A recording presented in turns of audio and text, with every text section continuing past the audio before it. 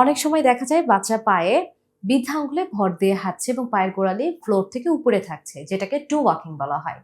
এই two walking এর অনেক কারণের মধ্যে একটি অন্যতম কারণ থাকতে পারে আপনার যদি বাচ্চার টেন্ডো অ্যাকাইলিস অর্থাৎ পায়ের পিছনের দিকে কাপ মাসলের নিচে একটা টেন্ডন থাকে, যেটাকে বলা হয় টেন্ডো অ্যাকাইলিস টেন্ডন।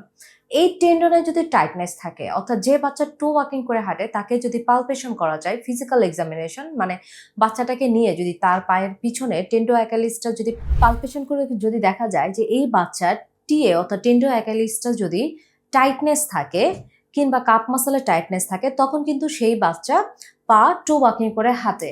এটা নিউরোলজিক্যাল কোনো কারণেও হতে পারে কিংবা এই শুধুমাত্র এই টেন্ডো অ্যাকাইলিসের টাইটনেসের জন্য হতে পারে।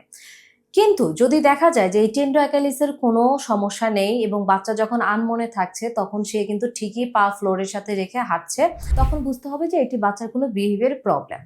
তো এই ক্ষেত্রে যেটা করতে হয় যে যদি বাচ্চার এটা টাইটনেসের জন্য হয়ে থাকে টু ওয়াকিংটা, তাহলে সেই টাইটনেসটাকে নরমাল করতে হবে।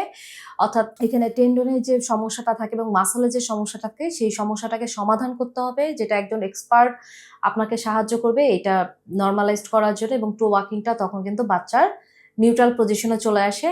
এবং যদি দেখা যায় যে না, বাচ্চার এটা আসলে কোনো টাইটনেসের কারণে হচ্ছে না, বাচ্চা যখন আনমনে হাঁটছে তখন কিন্তু ঠিকই ফ্লোরে হাত রেখে হাঁটছে এবং যখন সে কারো অ্যাটেনশন পায় তখন ফ্লোরে আসলে পা উঁচা করে হাঁটে, তখন বুঝতে হবে যে এটা আসলে তার বিহেভিয়ারে কোনো একটা প্রবলেম।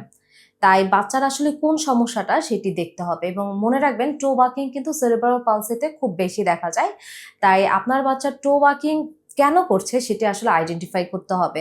বাচ্চাকে সামনে থেকে দেখে সেটিকে আসলে প্রপার একটা ডায়াগনোসিস করে দেখতে হবে যে বাচ্চার আসলে এই টো ওয়াকিং এর কারণটা কি এবং সেই অনুযায়ী বাচ্চাকে ট্রিটমেন্ট দিতে হবে। টো ওয়াকিং কিন্তু এটি রিকভারি করা যায়।